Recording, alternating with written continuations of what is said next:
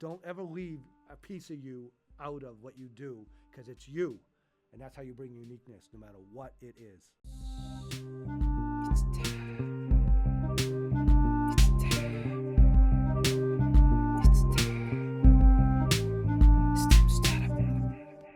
Welcome to episode 4 of Time to Start Up, a WPI i3 Lab podcast series. The i3 Lab is the place where students go to ideate, innovate, and incubate their wonderful startup ideas. And today we're going to talk about mentorship. And we are here, joined in our podcast. Thanks for joining us with one and only Rob Sarnie. He is a fintech professor, a mentor, an entrepreneur in residence here at WPI.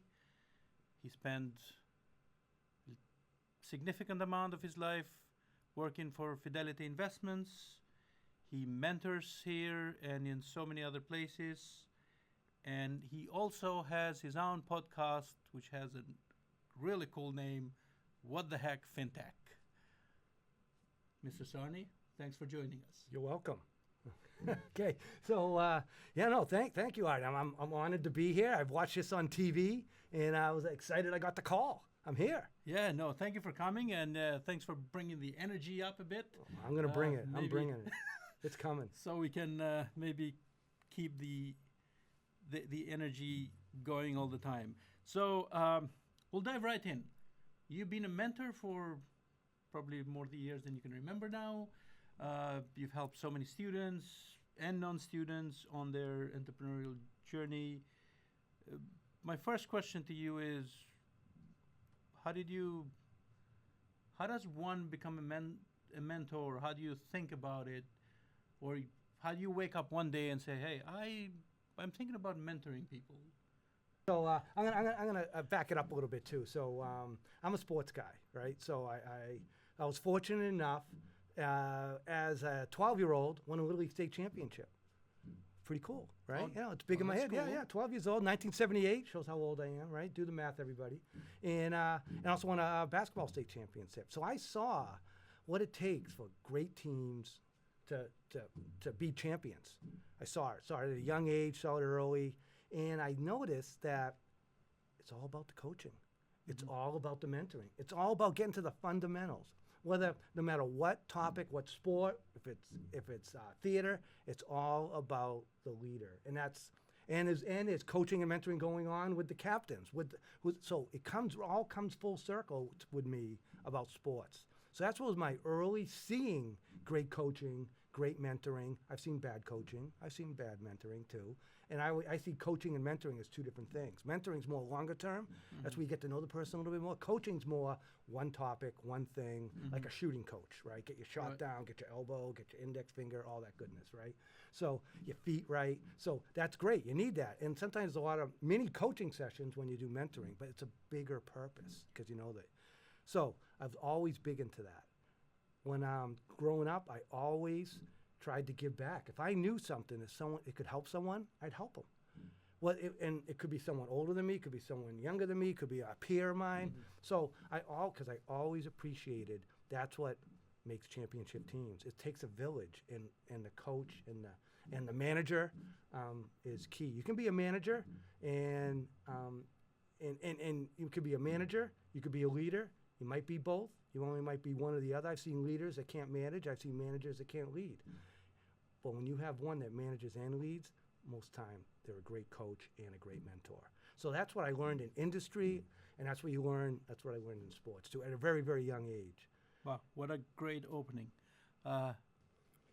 So you've seen bad coaches, bad managers, bad leaders, and good ones. Yep. Good mentors. What makes a great mentor? A great mentor, they listen first. They ask a lot of questions. They want to understand the person, where they're coming from, what are their challenges, what are they trying to do, what have they tried already. Because you can't just go with a straight boilerplate, this is what you need to do, something that's written down, steps 1, 2, 3, 4. You have to be more dynamic than that. You have to talk to them and understand them and really to help them. And I had so many great mentors, so many great coaching, and many mentors, not just one. It has to do with the situation I'm in or the thing I want to learn about, right? And I did that. I would seek that out, but then also I would give that back. So great mentors ask questions to really understand so they can pull out the right story, the right situation, and to show that they've been through that too. They've wrestled with that. Whatever the topic is, whether it's being a startup or just trying to be a leader or trying to manage a big, hairy, multi-million-dollar project, right? You have to put yourself in their shoes and leverage your stories so then you can show them, okay, you go left, you go right, but it depends on your style. I always tell them, don't do what I do. I'm just giving you examples to get you thinking, but you have to do it your way, your approach. Otherwise, it won't be authentic and it won't be effective. So that's some of the fun. You got to listen. You got to listen and watch and see where the person's really getting challenged. And some of it could just be nerves and they need confidence. Yeah. So it depends. It's not just a boilerplate approach. Right. So you got to assess the situation, who's in the room, what type of help they need. Right. And then adjust it to... That's right. And pick out those right stories, too. Yeah. So you've as mentored a mentor and coached a lot of people, a lot of startups. Why do you have more fun with students? Why do I have more fun with students? Yes. Okay, so I'm going to take another step back, right? Because my love for mentoring, right, and also by seeing it, but when I was at Fidelity Investments for 23 years, I used to be a chairperson for a few mentoring programs. So I got to see high-end mentoring for the not students, but for young professionals trying to learn and get better and matching them, and then following up to make sure they're good mentees. That's the key to a good mentoring relationship. The mentee owns the relationship. They drive it. They set up the meetings. They drive the agenda, and you want the mentor in there to be there to help. And you give that agenda early, so then they can be prepared to start thinking about, okay, maybe I'll use this story. I got to ask a few questions, but you think it through. So it's not just willy-nilly. Sometimes it's dynamic, and you hear things and you react to it. But it's all about, and I learned that early as I co-chaired and chaired mentoring programs at Fidelity Investments for IT professionals. And I learned a lot from a lot of great people that are great mentors too. And I see how they do it and how they frame it. And so I learn from everybody.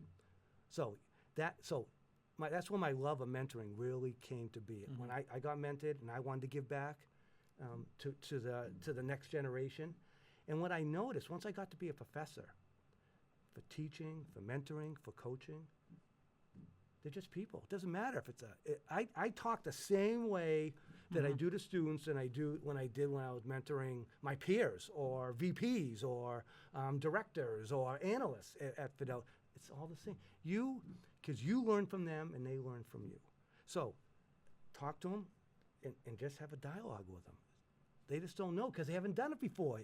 You've done it before, so help them, right? I'm sure they've done things that I haven't done before. So essentially, keep it simple. Don't overthink it. Do the right thing. Be helpful. Yep. And listen before you give advice. Understand the situation. I'm a big Stephen Covey fan. Seek to understand before you can be understood. How many times have you seen a leader come in? You suck, you're doing this wrong, you're doing that wrong, this is how you need to do it. You're like, that's not motivating anybody, right? They didn't seek to understand, right? And if they won't listen to me on my coaching or my mentoring. They won't unless they know I listen to them. And that's the key to just people in general, too. So this just turned from what a good mentor would be to what a good leader is. A good leader seeks to understand.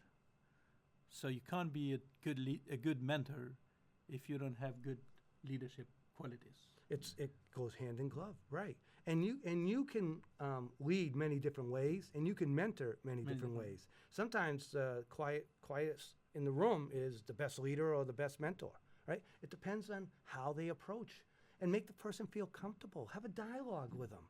Again, goes back to understanding them. But then, be a little vulnerable yourself. That mentor like when you had a hard time or you almost gave up and you Or came to failed, the or- brink. You yeah. failed like miserably. The great ones have failed miserably. Mm-hmm. I see. I'm not a great one. I haven't failed. I'm like Disney failed. I'm a big Disney freak, by the way. Disney failed, 300 times. Right? It went bankrupt. Right? Yeah. Oh, and Steve Jobs got fired from his own. His own company. Catastrophic. Yeah, his own company. But greatness, right? Yeah. And that's being a leader. And in anything, you need to fail. You need to fail. You need to fail fast. You need to learn from your failures. And it goes. And I'll bring it back to sports too. Yeah, I remember the big wins, but I remember the big losses more. I remember when I messed up and I didn't make the play right, or I wasn't a good teammate, or I didn't listen to the coach. I remember those more than the times that I listened and did the right thing. So it stings more and it sticks with you more. So failure is the best learning that you can have. And you want people to bump their heads. You just don't want to keep bumping it so they're bleeding, right? You want them to bump it and get better and learn. So and that's where you got to let as a mentor, as like a parent too, right? Mm-hmm. Hey, and I always say in my classes, this is just one big mentoring session. The topics just change. I'm just here to get you where you want to go. I got to grade you. That's my approach. I have to make me grade you, and I'm a pay for performance manager. So the points I give you are my cryptocurrency payment to you, and I don't pay you unless you do the job and deliver. Yeah. So let me ask you a specific question around mentorship again. But so when you're mentoring, you're trying to help, let's say, a student or whoever it is, but you're not trying to give them the answers because they have to do the work. What's your approach, or what's the best approach that you've seen that's been effective for you when you're coaching and mentoring, let's say, student teams, since we're in a WPI? How is your approach to guiding them through it, but without giving them the answers? Yeah, I do it by saying, don't do it my way, do it your way. Do what's comfortable to you. I'm just giving you ideas. I'm giving you what I've done. Take it, twist it, try it a little bit differently. The situation's going to be different for you than to me. I'm just giving you that situation so you can think through your approach. You're not me. Don't try to be me. It won't come off authentic. I couldn't be you, Ardian, right? I wouldn't, and I'm not going to try, right? I can't play as good basketball as you do. That's true. We know that that's a fact, right? That's not just That's not even. that's just pure strength and skill, But and good looks. No, sorry. Of course. And then but I say these are just examples, and I want to hear their reaction to it. Do you think they'd be comfortable doing how I did it? And if not, and I tell them, sometimes I switch it up. It depends on the audience. It depends on where I'm doing it. It depends on the how challenging it is. It depends how much money on the line is here too. Although it depends on the situation. The situation is critical. Anytime you go into you do anything, you gotta size it up. So that's a skill that will help you in any tough situation. Mm-hmm. So understand the situation before you open your mouth, basically. As best you can, as best you can, because sometimes you get someone quiet and you got to ask them questions to get them loose, right? So they tried this. What have you tried? Open-ended questions, not not like detailed. Well, hey, what did you try already? How'd it go?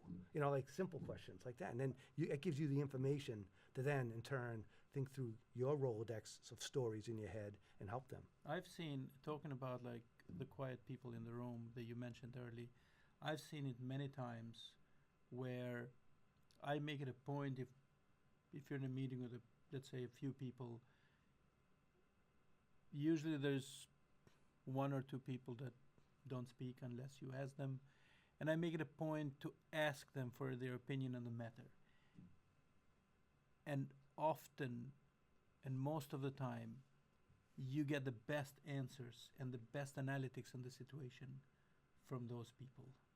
And hadn't you not gone there to ask the question and dig for it, you wouldn't have learned that side of the story.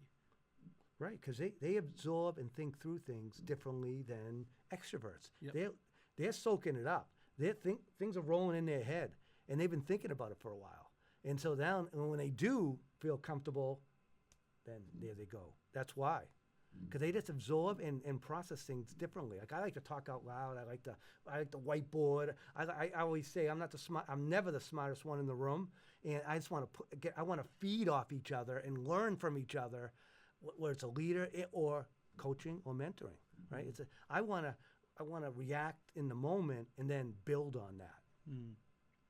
So, student startups at WPI, you mentor here, you mentor other places.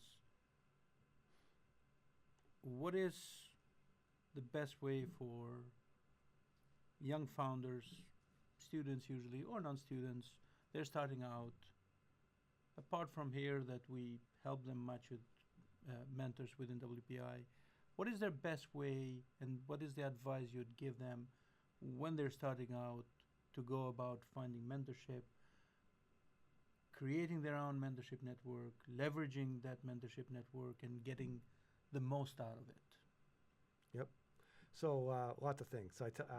So I always networking's huge, right? So if there's someone you want to get mentored by, right, you got to somehow have a connection with them, right? Because you're not gonna be able to cold call them. They don't know who you are, right? You might want to meet them at an event and then ask questions, right? And I always tell students, and your questions tell me more about you than your answers. Tells me what you care about. Tells me what you're psyched up about. Tells me what you want to learn about. Tells me where you're going to hustle. I can tell it in your voice, how you ask it, how you frame it to me, right? And you don't have to say, look at me. Even on an interview, right? You don't have to say, look at me. I hustle and I deliver. How about this? Tell me a story. I can see in the passion in your voice how you got that done. What got you pumped up? I could see how maybe a side smile or how you delivered it and how it got you energized or whatever it is, right? So ask your questions. Show your personal brand. And that could be quiet too. It doesn't have to be you get all passionate. And so that is key, right? So ask questions. Again, seek to understand, but on the other side, right? And then get a dialogue and really listen so then you can weave in your stories as a startup, as a things that you tried and things that you want to learn about, because then that person's going to want to, work with you, want to help you, right? I'm going to go back to sports too, right? And when I used to, hire so many people at, when I was working in industry, I do not want the prima donna. The prima donna is not going to listen, not going to help, not going to hustle, and because they think they're the smartest one in the room, right? They have to know that it takes a village to figure this out, right? So I want that person that's really going to dig in and help. I'll take someone that hustles over someone that's super smart any day of the week, because I'm more about the team and how to get things done. So if they're coachable, that's a key element. And I hear that more and more because I get to go to a lot of pitch competitions because of the fintech field I'm in. I go to Mass Challenge. I talk to the mentors there, and and with What the Heck Fintech, right? So I get to talk to leaders there too. I keep hearing coachable. You got to be coachable. If you're not coachable, that shows you don't listen. No mentor is going to want to deal with you. So be coachable. You touched in a nerve in the sense of being coachable, and which then it's related to personal ego, somewhat. How can you get a message across for people that, especially when you're working on teams, you're trying to build a startup, even working in this goes out to students and whoever listens to this, even if you're working in a corporation, you can be entrepreneurial in the way you think, and you can, you have to be part of teams and build and present, and so the entrepreneurial mindset and spirit can work in a startup or in your own or in a corporation, or if you're scooping ice cream. Right. No, it's everywhere. Like, you have that mentality. What kills you is if you bring ego into the room, because that kind of stops you from being coachable. And there's ego on, like, I want to work hard and perform, and that's sort of the good ego. And there is the part of that you mentioned, like, I know everything type of ego. Yep. And you've seen this a lot, and it's, if you cannot leave your what I usually call it, leave your luggage at the door, and come in a meeting or building a startup or working on a team without your personal ego, but doing the best what's needed for the project, for the team, or for the startup, then you're going to be that person who breaks, it creates problems. Right. And that's going to hinder your performance and your Potential. your growth. And if you're working for a corporation, probably promotions. Yeah. Right. Yeah. Absolutely. And I would say the biggest thing there is that, right, why are you even talking to the mentor? You want to learn. You want to learn something and you might be a genius in one area. Mm-hmm. Awesome, right? That doesn't mean you're a genius in all areas. To do a startup, you need all angles here. It's multidisciplined, right? You need the business knowledge. You need if it's a technical type startup, you need the technical. You need the people skills. You need the presentation skills. You need the writing skills. You need the all different skills to make this startup work. And no one has them all. I don't care who it is. No one has them all. And you got to realize you need help. Everyone needs help.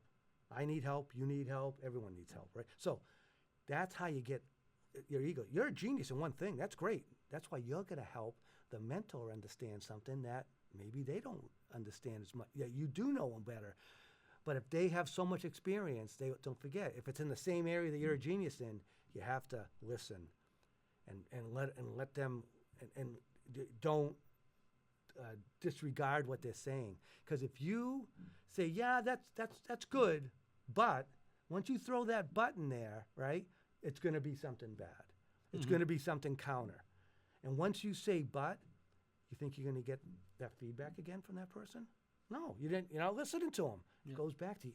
Even if you want to say but, don't. Like, it's amazing if you count how many times you say but in a whole day. Hey, that's a great idea, but how about that's a great idea? And what I've seen is, and not but it's just a simple thing. It's a huge difference. It's a huge difference, right? And I'm going to give you something I learned from my son when he was in high school, right? And that I was because he did improv in high school. He actually did improv in college too.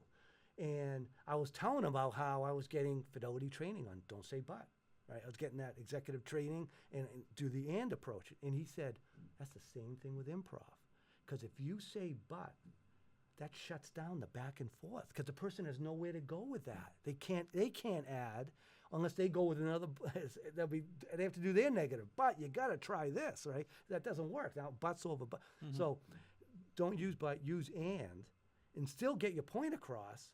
But then it's about listening to each other and helping each other. But and then I learn every time I talk to a startup.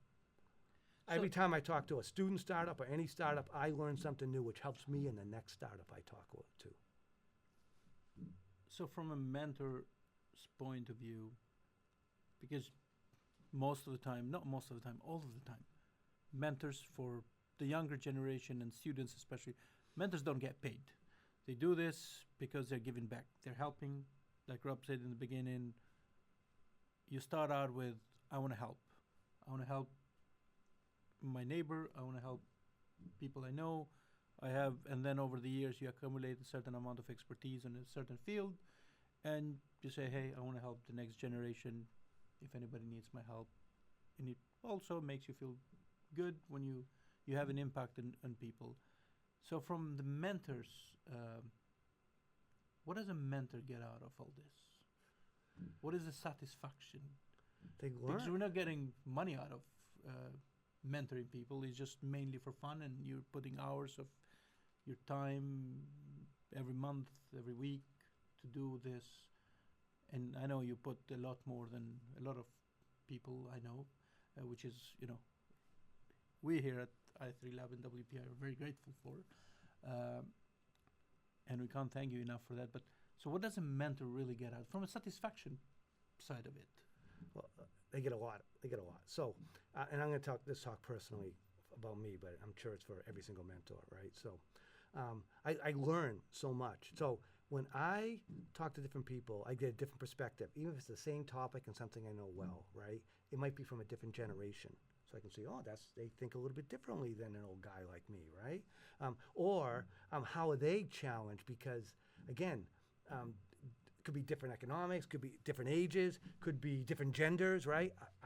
I'm not them. How am I supposed to? So I learn from them. Different I know countries, cultures. and culture, right? Yep. Cultures, yeah, exactly, right? And you see how they frame things, how they talk about things, and why it's important to them. Because you want to ask questions that you, as a mentor, so you can really understand, right? So you get, so that's unbelievable learning, and I'm going to tell you, as a mentor, but even as a manager, as a leader, I used to have career conversations with my team. I used to offer it to everybody. If they didn't want to do it, that's great. No harm, no foul, right? But if you want it, come on in.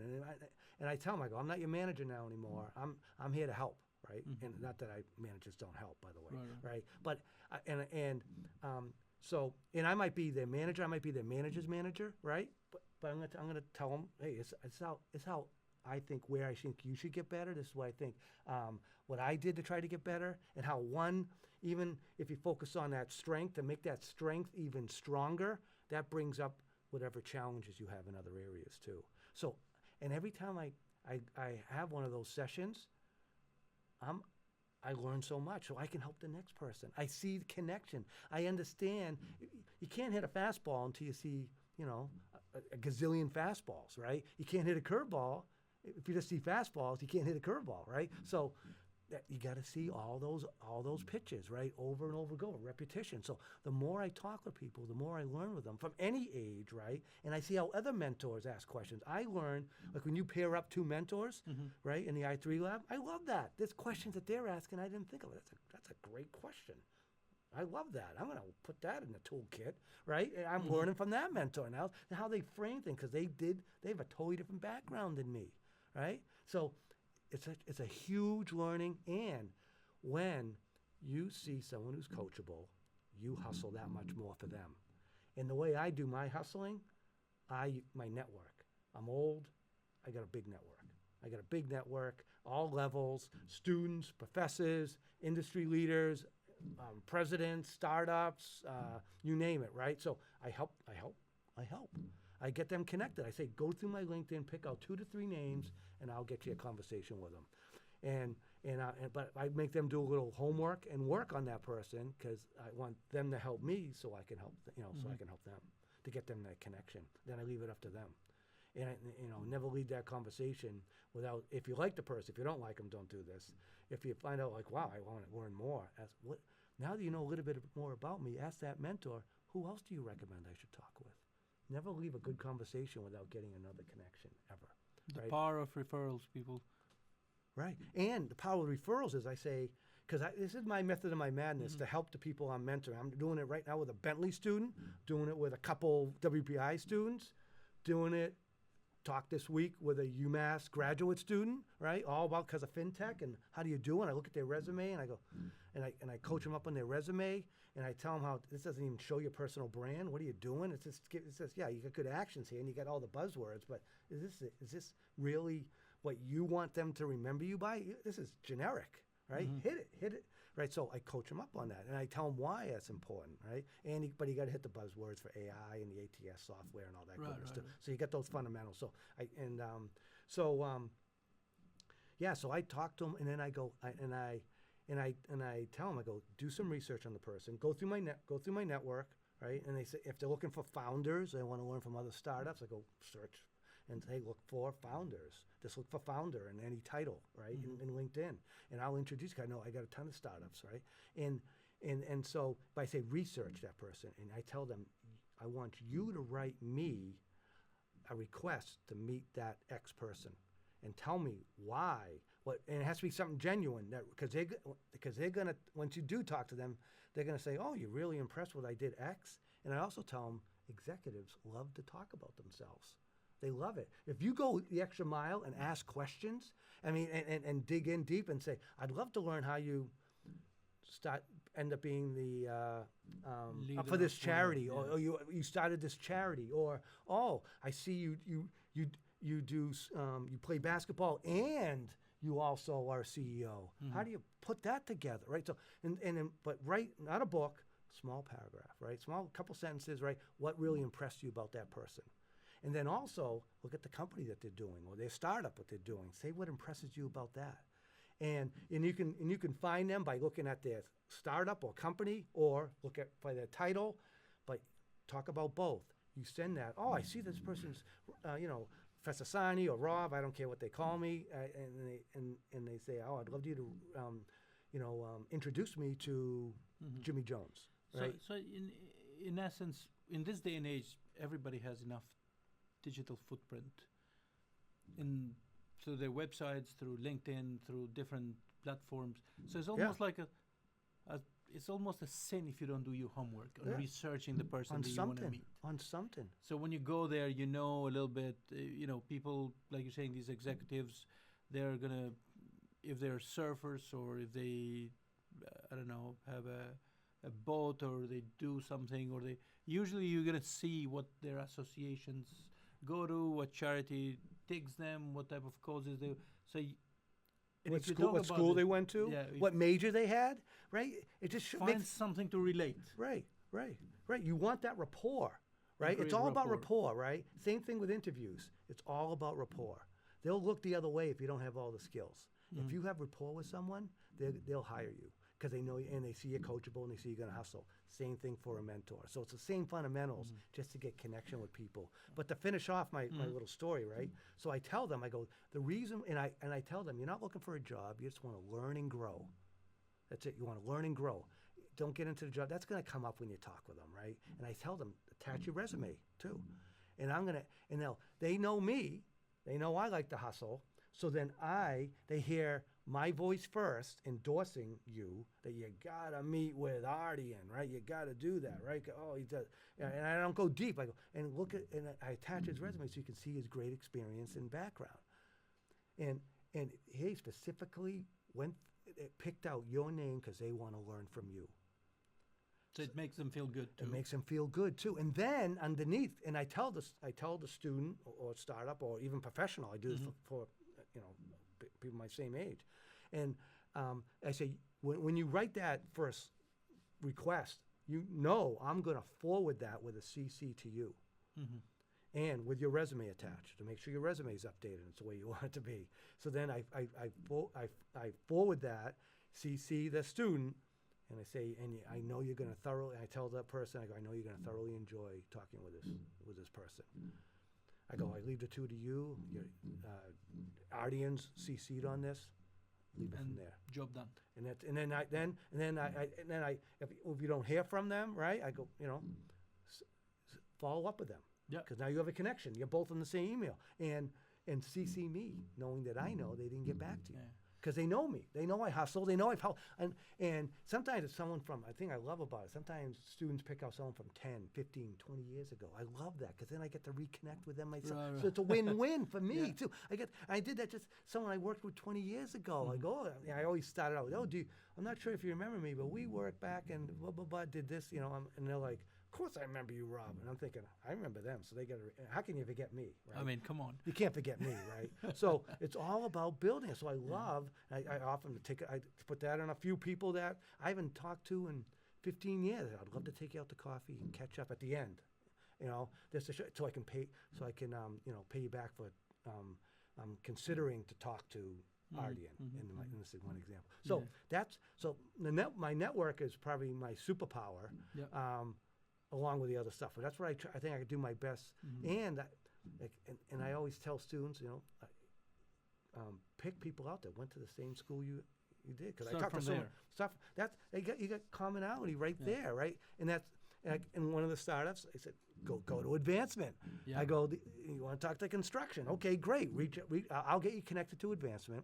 I'll tell them, these folks want to, these students, startups, they got a great idea. They'd love to connect with construction. And I connected it with advancement. Then advancement, and I stuck you on those emails so you could see advancement hustled. They end up getting them like, well, how many, and they're emailing me on the side, how many people should we get? I'm like, as many as you can. Right, That's right. That's the answer I gave back to them, and the students weren't on that. But and I got to catch up with them, and they did. They got to meet with some great people. So no, they were very, very. We won't name them here today, but they were very grateful. In a field that I'm not even in. Yeah. So I just can I get people probably in almost every field, and I'll give them my 2 cents, and I'll tell them like, this is the person you got to talk to. So you've seen a lot of mentor networks, a lot of different mentorship programs. What makes a strong mentorship ecosystem / program, in your view? Yeah, I mean, it's not just about helping and coaching the mentee. It's about also helping and coaching the mentor. Because some of these mentors probably haven't done it too much, even though they really know what they're doing. It's hard. It's hard, right? So, and so you train. It's what we did at Fidelity, and we do that as much as we can in the Mass FinTech Hub mentoring program. By the way, that's shout out to Mass FinTech Mass Hub. FinTech Great Hub. program. We got a mentoring program. I do all the matching, So, but I have people overseeing me, make sure I don't go crazy town, to make sure. But I do the matching, and then I double check with, because we have so many different students from so many different. They know their students better than me, but so for it's about a little bit of oversight, right? So I've seen times when we haven't done oversight, and the mentoring program didn't go so well. On both sides, mentor and mentee. Did they follow up? Did the mentee do it? Right? Did the mentee follow up? Did the mentor have to follow up? No, some mentors are just go-getters, and they go, yeah, I set up the meetings. Okay, if that works for you guys, go. But the mentee really should be setting things up. It's their job, right? But we coach them up. Mentee, we said, what makes a great mentee? What makes a great mentor? So they up right from the kickoff.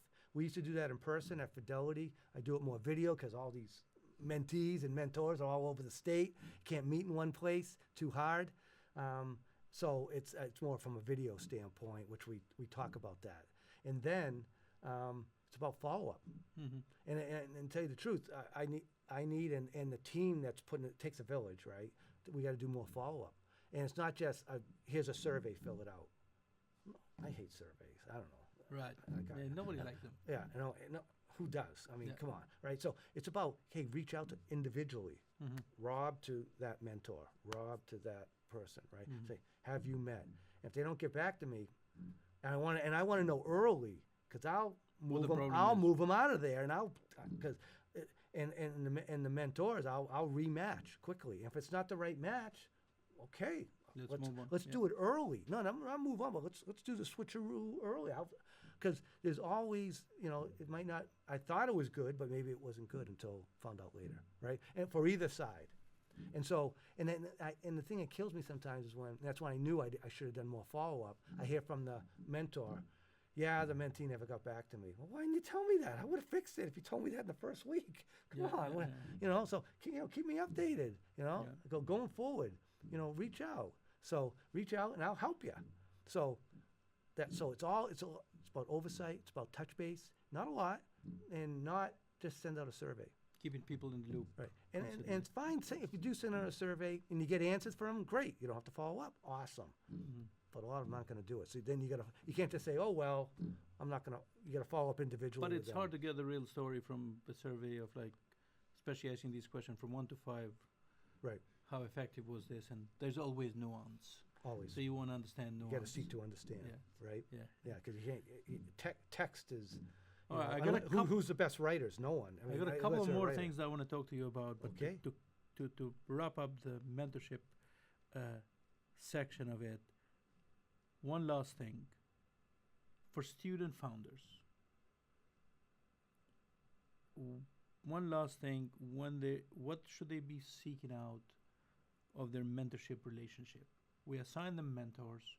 We usually tell them, and we make sure to tell them that this falls on you to follow up with your mentors. They're busy individuals. They usually get paid lots of money on the jobs they do or the careers they have, and they're giving all this time for free to help students succeed in this startup endeavor or areas of life. And even if your startup fails, we tell them all the time, you can learn so much from this person.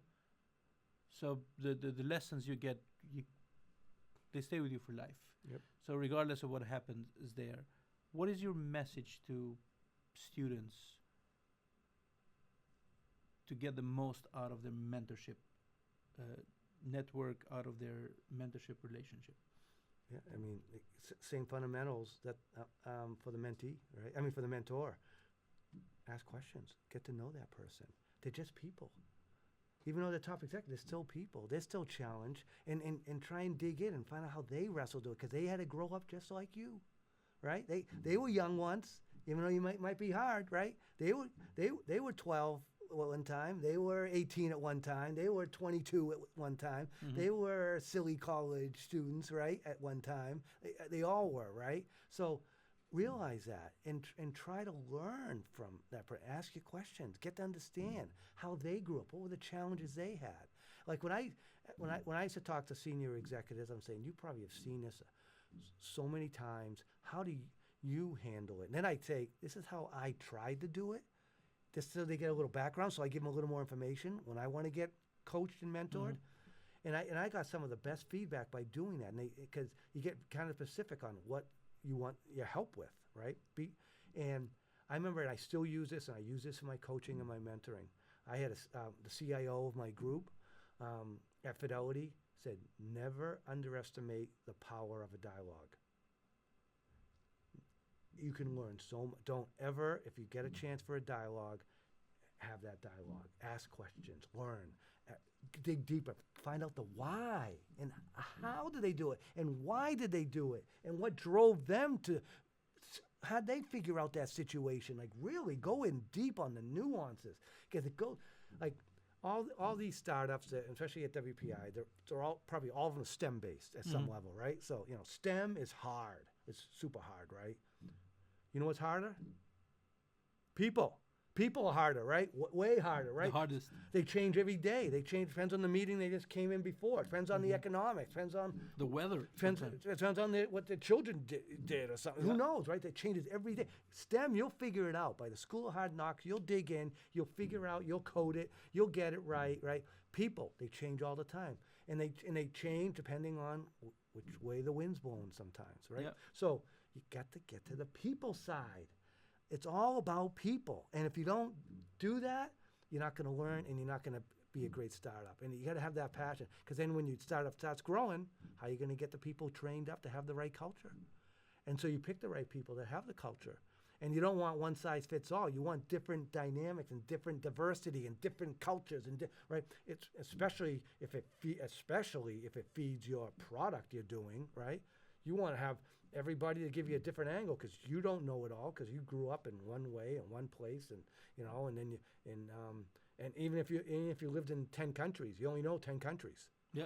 Yeah. There's a bunch more. Yeah, right. So that's get it out from that mentor. Leverage them as much as you can. Be coachable. Leave your egos aside. Listen before you speak, especially, and never say but. And offer to help that mentor too. Offer to help that mentor. I need help, right? And I always joke with students, like, hey, once you get a big startup, take me out to lunch. That's all I ask. Take me out. That's the payback. Yeah, that's the payback. Just take me out to. All right, so let me switch gears just for the fun of it. I mean, this is great. I hope everybody will learn a lot from this, and you'll get some points to keep on their toolkit,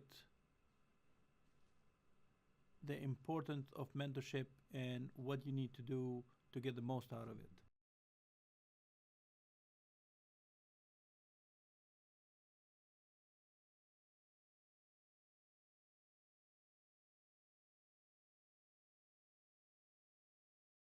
You mentor here at WPI. You teach. I know you teach at a couple of universities. We won't mention them. We won't do a free advertisement, but it's okay. Great places. You are a big part and a big deal at the Must FinTech Hub and on their mentorship program, and everything that happens. You can't go to any of these events and everything they run. And Rob Sarnie is there 90% of the time, running around connecting people. It's like, at some point I want to capture that on film in action and be like Rob Sarnie connecting people. And then on top of it, you throw a podcast. How many episodes have you filmed? Well, it's 24 episodes, and I did it all over the summer. But it was 12 people though. 12 people, parts 1 and part 2, because I keep them tight. Like I try to keep them 20 to 25 minutes each. So I love one thing about, I've seen a couple of episodes, but I love the title of your podcast, What the Heck FinTech? So when you're coming up with what you're going to call it, you just say, what the heck, I'm going to talk about FinTech, and I'm going to name this, and who cares? Or you thought, this is a catchy thing, and people might remember it. So so a little story there, right? So all good things come from your wife. So remember that. True. Right? Is that true? That's true. You know, it's true, absolutely. right? So brainstorming with Marilyn. You know Yeah. Marilyn, right? Yeah. And so it was like, hey, what should we do the name? And she came up with, what the heck is FinTech? Right? And I said, yeah, I like that. What the heck is FinTech? Right? Yeah, like there was a lot of iterations that we were doing, right? But that one guy, I go, I like that. What the heck is FinTech? So then, and a person you know, Vasilios. Oh, yeah, I know Vasilios. So Vasilios, I saw him at an event. I go, because I was talking about, I'm thinking about doing this podcast, right? And then I told him the name. He's like, it's too long. It won't fit in a box. It'll be better in a nice little box. Like, well, and he said, what the heck, FinTech? And it just dropped the is, right? It could make it that much tighter. And I'm like, yeah, because that could be many different things. Like, why would you do that? What the heck, FinTech? Like, what the heck, FinTech? You know, it depends how it hits it from so many different angles, you know? Like, how should we do this? What the heck? FinTech, right? So it's just so many different ways that you can, so that's why I went with it, right? And the whole idea because the whole idea was to demystify FinTech. FinTech is fin life. It's in every single industry. It's in every single company, whether a little or a lot. Even if it's a landscaping company, they're doing some FinTech, right? And you got to understand that. So it's not, people look at FinTech, oh, it's crypto and blockchain. It's, and they look at it as a vertical. It's a horizontal, just like AI. AI is horizontal, and FinTech is fin life. That's simple, right? To make finance frictionless. And that's my whole thing, to demystify it. Because of all the terms, I mean, especially, there's so many finance terms, people are like, what are you talking about, right? Like even like debit and credit, it means something different in banking than it does in accounting. Yeah. So like what, right? And all these terms, right? So, and people don't understand financials because they don't need to, but they need to understand at least finance in general and expense and revenue, right? And so that no one understands finance terms. And then you get all these tech terms, right? And they're changing every day, right? Agentic AI, what's that difference between LLMs and all that? And all these other, because the terms changing all the time, right? You smash those together and no one knows what the hell's going on, right? So FinTech is, I want to make it, FinTech is frictionless finance, where you want to smell it, move it, understand it, educate someone on it, transact it, forecast it, whatever it is, right? Predict it, whatever it is, right? And or monetize whatever you're trying to monetize. Because if you're not adding business value, it's not a business, it's a hobby. So it's in every single, so I want people to understand that. So I'm trying to bring in all angles of FinTech. I brought in the previous economic secretary of Massachusetts, Jay Ash, right, to talk about, and he talked about economics and how FinTech is so important and what happened in health tech. You learn from other industries. That's also another thing look at other industries that might be doing something not even similar, totally different. You can understand. They could apply it. Right. How did they grow Massachusetts to be the health, the biosciences and health tech in the world? Yep. Well, let's steal from that, right? And connect FinTech with that, because FinTech and health tech and insurtech is important, right? So, but then also I talked with Dean Jackson on how we grew FinTech here with FinTech for social good.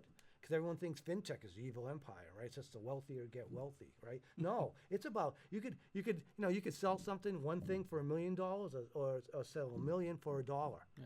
And if you have it frictionless, it doesn't matter, right? So the more friction you get rid of, the more you can open up to the masses and have social impact and do more good within the fintech. Had WPI professors, had venture capital come Yeah. in, and how they grew up and got to it. And I always say, and I have a little 3-minute intro. I was doing fintech before it had a cool name. I've been doing it for almost 40 years. Was it? Cause I was an accounting undergrad, I realized I don't really like accounting, but I never left my accounting background and finance background. And I ended up being a developer. I went business side, technical side, until I just smashed them together. And then now I was doing fintech before it had a cool name. So I'm out to help people with that. And what we did here at WPI with fintech, no one still hasn't done it yet, right? Yeah. With the triple stack program, right? And I'm not an academic. I'm just an industry guy that retired, and I wanted to teach and help and coach, right? Mm-hmm. So I got to do it here, which was great. And but we grew it so quickly, and Dean Jackson realized, okay, we're onto something here. Mm-hmm. You wouldn't go to WPI for a finance degree, but you would for a fintech degree. And so and then we hired unbelievable tenured professor Kwame Dunbar. And then Shane Gao, and then Daniel Treku, right? It takes because we didn't have to amp up on the tech. We had to amp up on the finance, because you can't do that with a joker like me. You need real finance, PhD professors to make this thing happen. I'm an industry guy, and so we put that together, and it's like magic. And Mass FinTech Hub wants to replicate that. Yeah. Because it's unusual. I didn't realize how there's unusual it was. What happened until after it happened. It was the first program in the nation. It still is. Yeah. Still And, is. Still is. We have to get more fintech startups out of WPI now. You should, right? And that's why it was great always partnering with entrepreneurship. It was in the business school, right? Yeah. And with This Professor year we had- Garcia, if a startup came to her and it even smelled like fintech, she'd say, hey, go talk to these people. Yeah, let's do it. And vice versa. If I had someone come to me, I'm thinking from a fintech standpoint, I got this idea. You gotta go. You gotta go to talk to Rosanna and Ardian and get going, right? Because that's not my forte. That's I3 and Professor Garcia and Ardian's, and your team. No, so you've been a great ally of ours, internally and externally, all the time. So we can't be thankful enough to you. I have one last question for you. So the audience can get to know personal Rob a bit, apart from all the mumbo jumbo that we did around mentorship and professionalism and stuff. How many times have you been to Disney this year? Oh, just this. Well, define year in the last 12 months, or is it the 12 months. 12 months? Well, probably nine times. How much you love Disney? I love Disney. Well, I also every annual pass at Disney. Once I retired from Fidelity and I was in academics, then I got an annual pass, because you got a lot of time to yourself, when you're teaching, right? You get a lot of breaks. You don't have as much, right? And because they're paying you for a reason at Fidelity, right? You got to hustle, right? Doesn't mean I don't have vacation and stuff. And I still went to Disney a lot. I'd go once or twice a year. Then I started amping up to 3-4 times. And now I'm retired, so then let's pick it up. And I'm going on cruises all the time too. Not just, I've been on 6 Disney cruises, but it's Royal Caribbean. Now I'm Diamond. I'm actually going on a cruise on Sunday. So a lot of cruises. Been on probably 8 cruises in the last 14 months. And my nirvana is for vacation.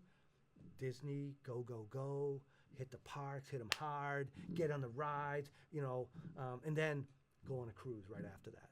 Like right immediately, like boom, boom, and then relax and have a nice cruise. So people know how Rob Sarnie operates. He's in a cruise somewhere, probably near Turks and Caicos or somewhere. I shoot him an email while he's in vacation about a topic that I needed help with a student. He responds to me within half an hour, and then he attaches a picture of the ocean from the cruise, and he goes, "That's it for this week, leave me alone." And he was all joking, of course, but he's like, doesn't matter where he is, he's always go, let's get stuff done, let's respond, let's move on. Because that's the fidelity in me, right? So I never went on a vacation without my PC, because systems, right? And I had systems that had to be up, 99.9% of the time. So if they go down, you got to be ready to roll, right?